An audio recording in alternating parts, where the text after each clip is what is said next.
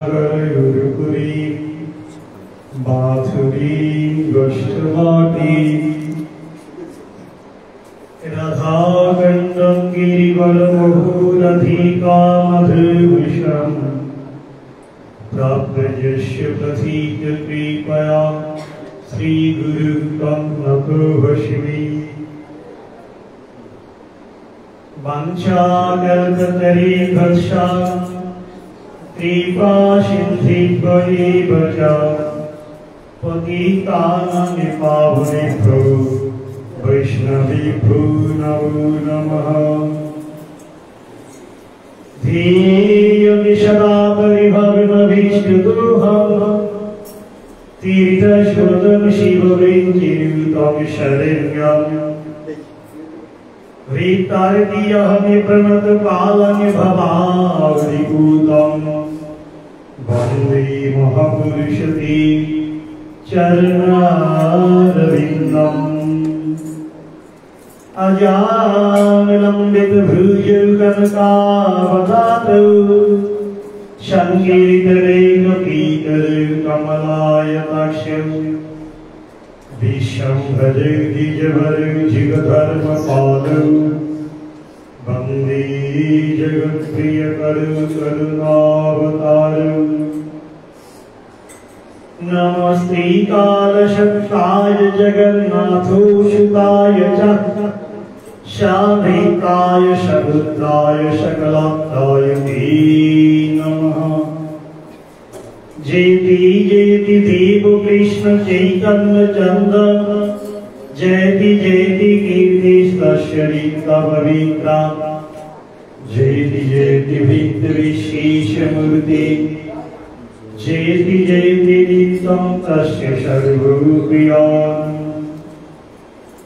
हे कृष्ण करुणा सिन्धो दीनबन्धु जगत्पति गोपेश गोपीकान्त राधाकान्त नमस्ते।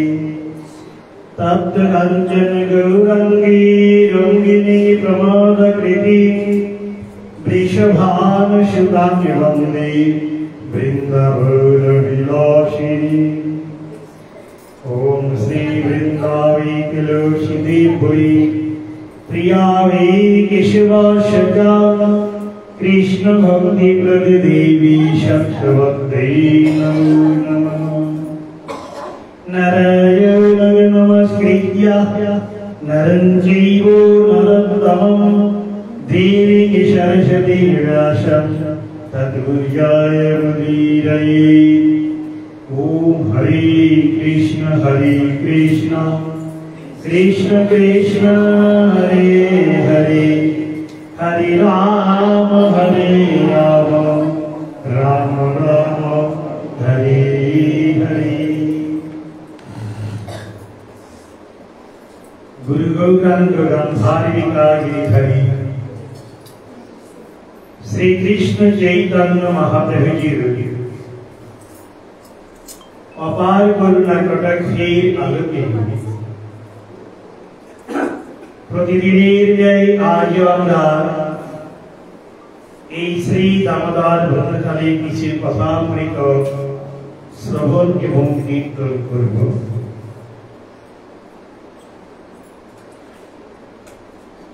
শাণ্ডিল্য ভক্তি সূত্র সেখানে আমরা প্রাপ্ত হই ভক্তিরেব নয়তি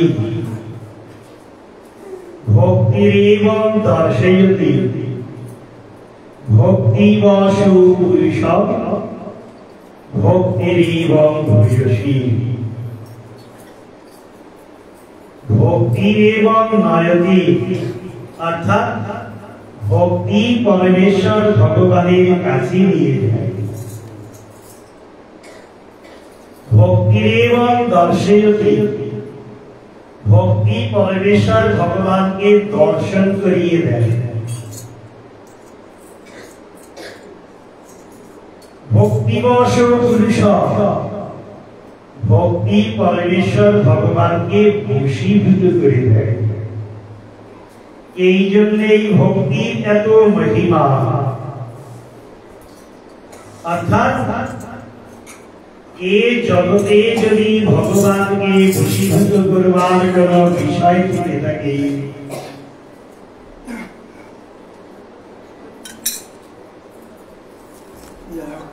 তবে তার নাম হবে ভক্তি।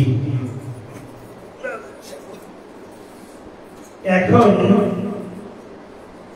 এই যে ভক্তি যখন কোন পাত্রের মধ্যে অবস্থান করে, তখন তার নাম হয় ভক্তি রস পাত্র। আর এই ভক্তি রস পাত্রকে কি বলে? ভক্ত। ভক্তি আপনার যে কোনো পাত্রের মধ্যে অবস্থান করবে না,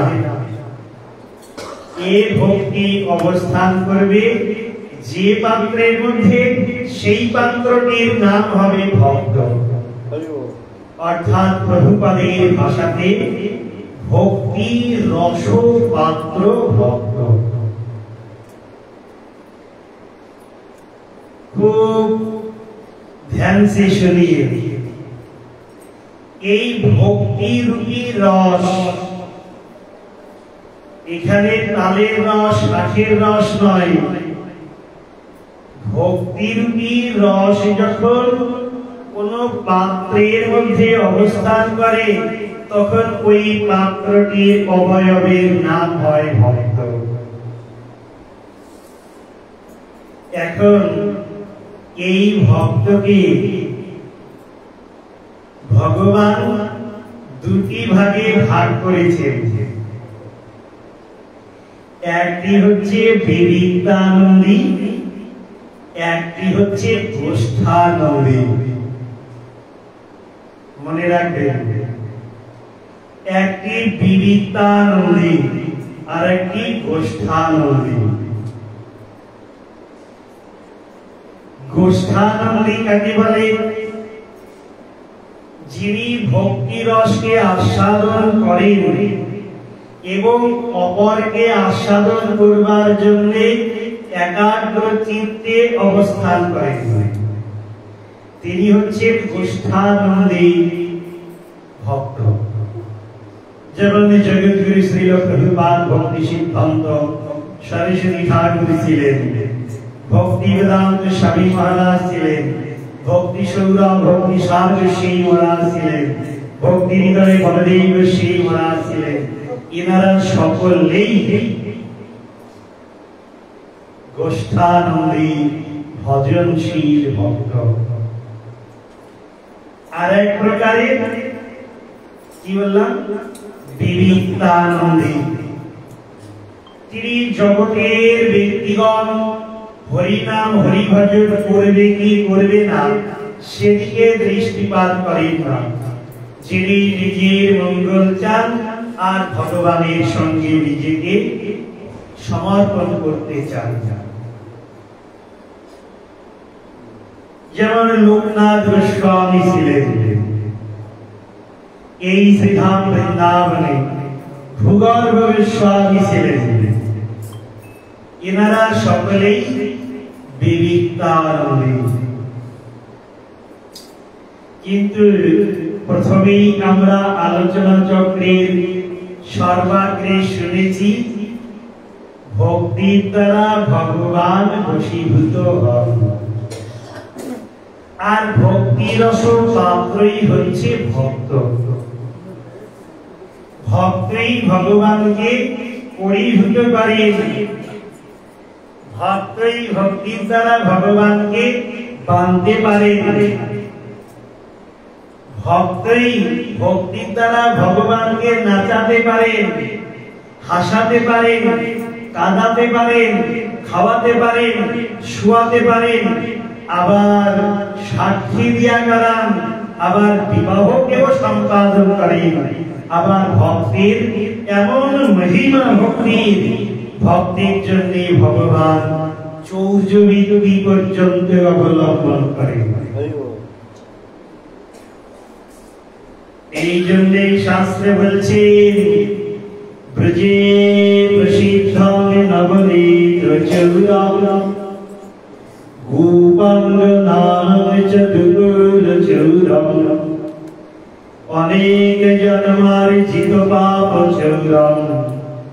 চিরাগ্রগণামি পুরুষং নমামি।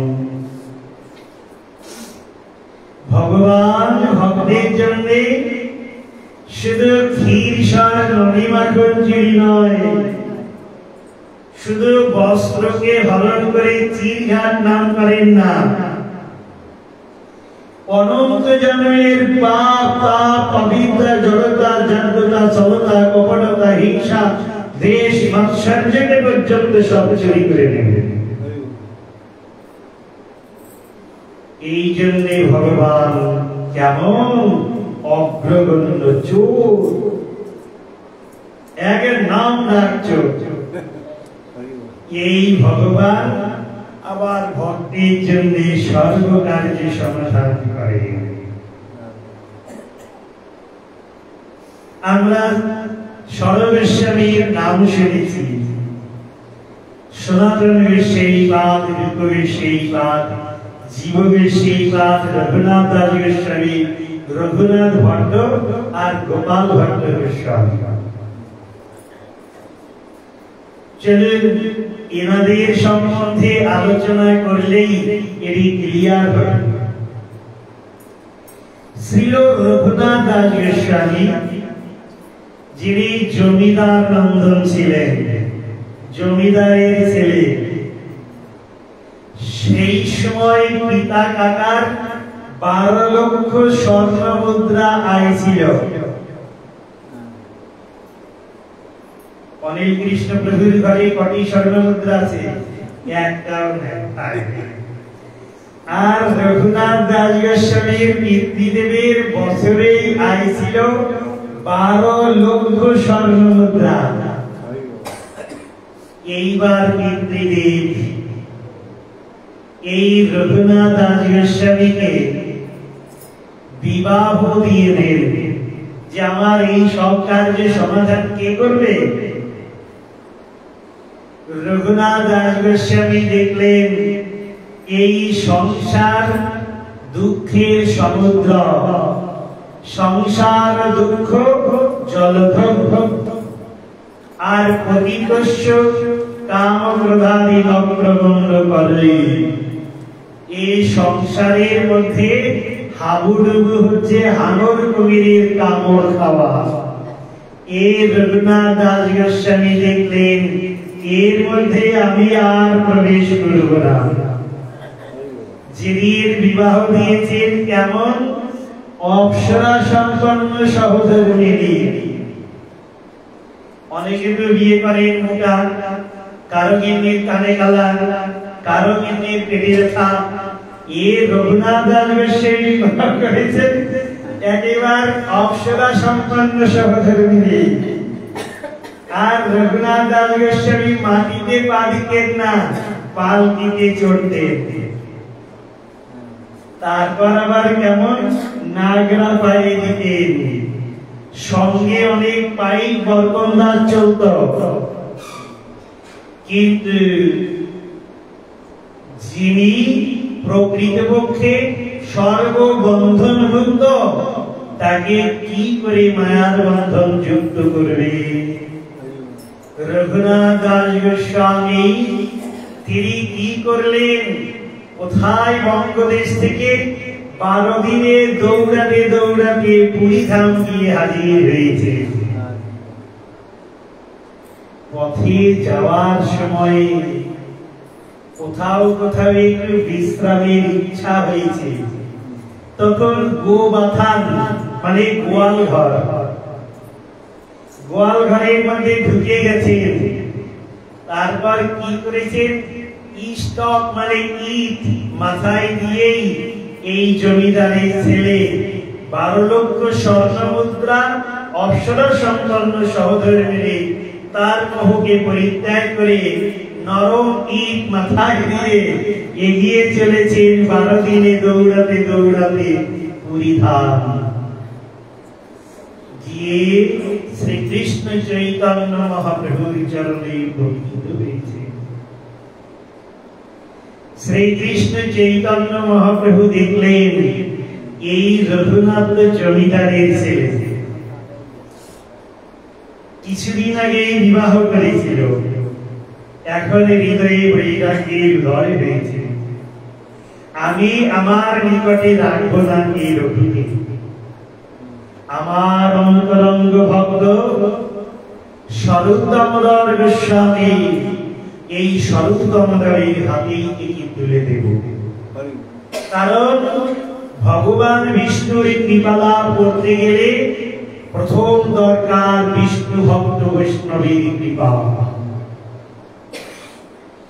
এই বিষ্ণু ভক্ত বৈষ্ণব কৃপা ব্যতীত ভগবান বিষ্ণু দয়া করবেন না।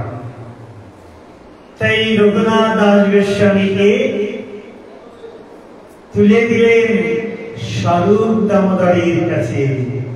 নাম হয়ে গেল স্বরূপের রঘু। এবার রঘুনাথ দাস গোস্বামীকে স্বরূপ দামোদর গোস্বামী কেমন শাস্ত্রের সুসিদ্ধান্তকে শ্রবণ করালেন। হৃদয়ে বিষয়ের যে কিলবিষ, এ ম্যাকাসিড সাথায়নের নয়, কেমন বিষয়ের কিলবিষ প্রভুপাদ বলছেন তাকে দূরীভূত করবার জন্য বৈরাগ্যের কথাকে শ্রবণ করালেন। কারণ গৌরাঙ্গের ভক্তগণের বৈরাগ্য প্রধান, যা দেখে তুষ্ট হন গৌর ভগবান। রঘুনাথ দাস গোস্বামী এমন বৈরাগ্যবান হলেন কার দয়াতে? স্বরূপ দামোদর গোস্বামীর দয়াতে। কি নাম প্রভু আমাদের মহাপ্রভু নির্দেশ দিলেন যে রঘুনাথের বৈরাগ্য পাষাণের লেখা। আপনার নাম যদি পাথরে লেখা হয়, যতই জল করুক ধুলি করুক, ও কখনোই মুছে যাবে না। এই রঘুনাথ দাস গোস্বামীর বৈরাগ্য এই রকম। মহাপ্রভু দেখলেন রঘুনাথ দাস গোস্বামী এ তো আমাগত প্রাণ, এ তো সব পরিত্যাগ করে দিয়েছে। বিষয়ের অহংকার নাই, রূপের নাই, ধনের নাই, প্রতিষ্ঠার নাই, সব পরিত্যাগ করে আমাগত প্রাণ হয়েছে। রঘুনাথ দাস গোস্বামী জগন্নাথ ক্ষেত্রে পুরীতে অবস্থান করে জগন্নাথকেও দর্শনে যাচ্ছে না। মহাপ্রভু দেখলেন আমাগত প্রাণ, অতএব বৈরাগ্যের মূর্ত বিগ্রহ করেছি ঠিকই, কিন্তু চরম পরম ভাব এই রঘুনাথের মধ্যেই প্রবেশ করব।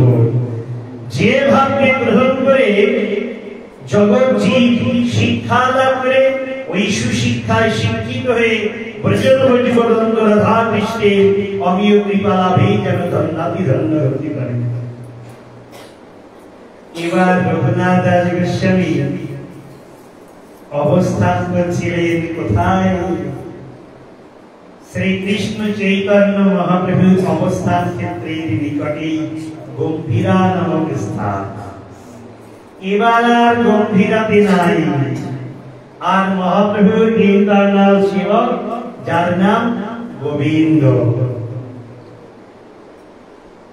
মহাপ্রভু জিজ্ঞাসা করছেন, আরে গোবিন্দ, অনেক দিন হয়ে যাচ্ছে রঘুনাথকে দেখছি না, কি ব্যাপার?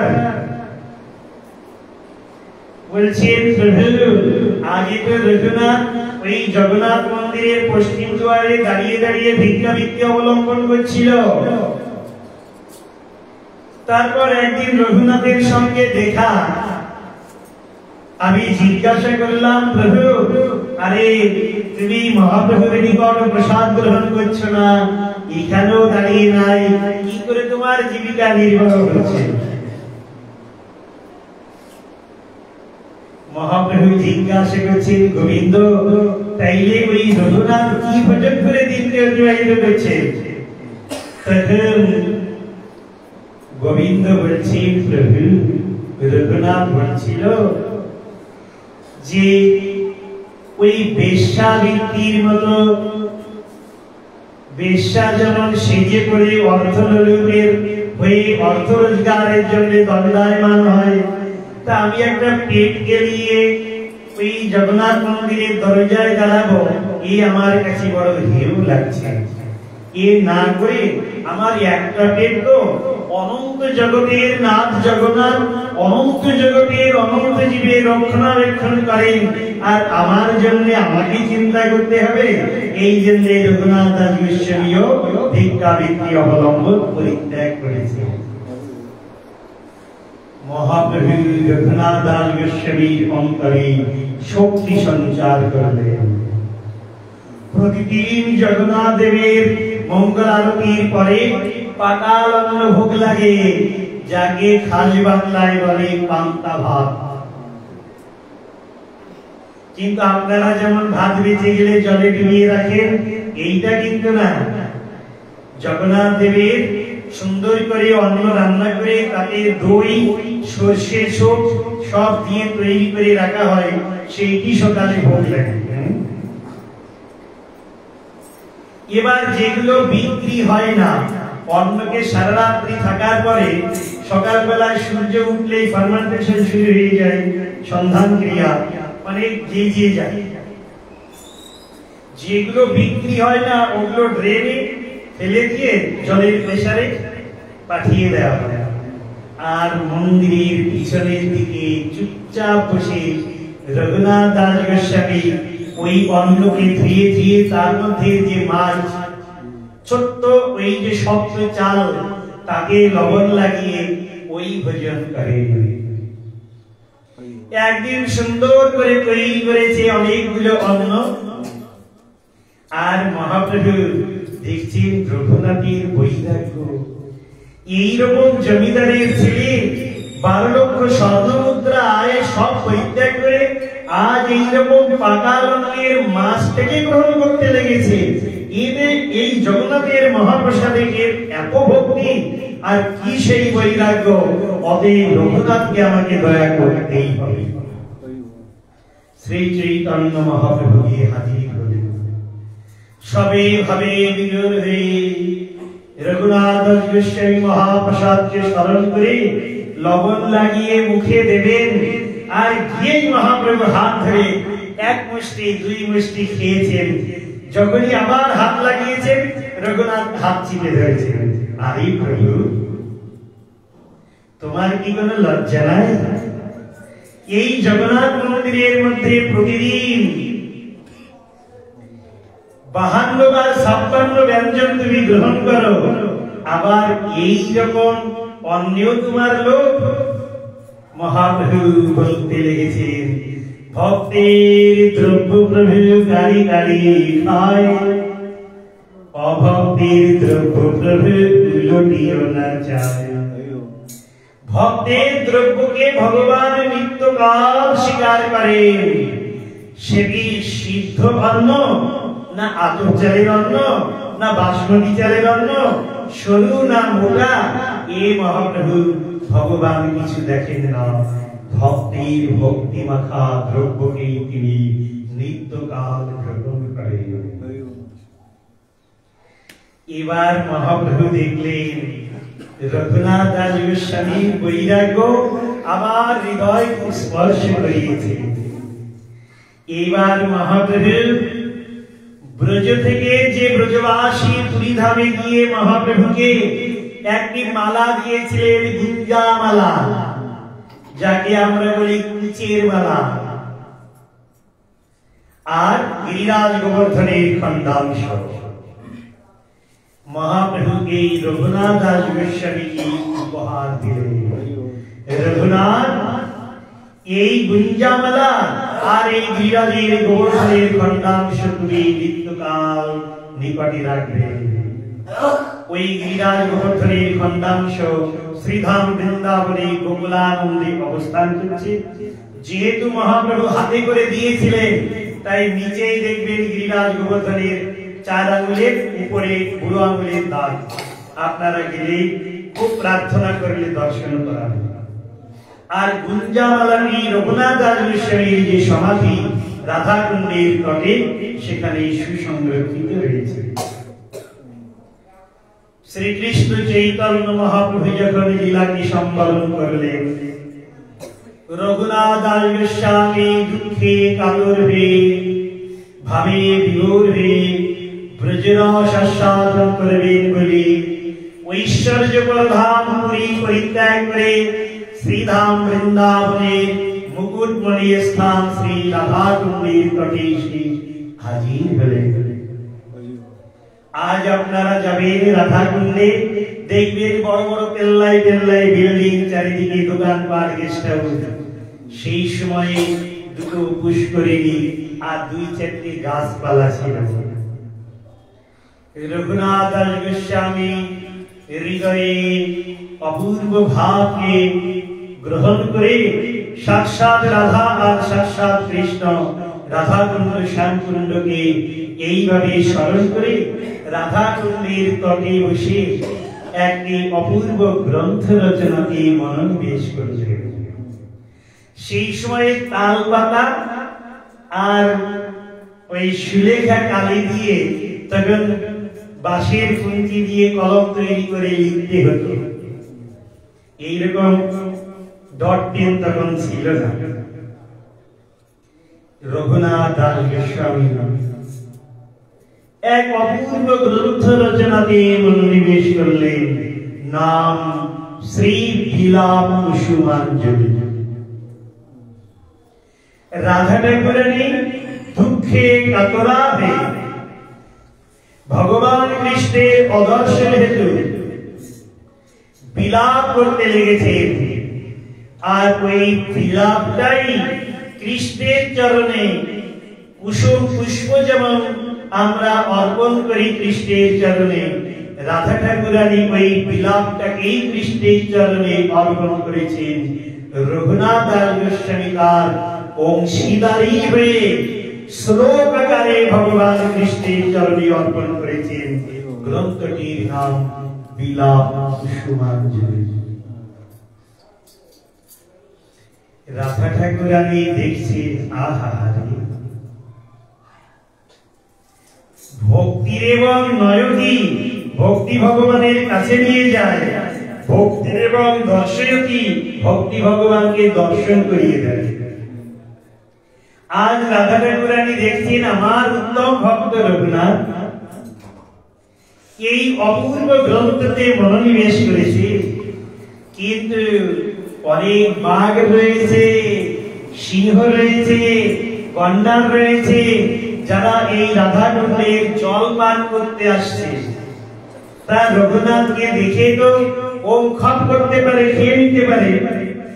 ওকে আমার জন্য যখন রঘুনাথ এত কার্য করেছে, তবে আমাকেও তো কিছু করতে হবে। যে আমার শরণ হয় তার বাঞ্ছা পূর্ণ হয়।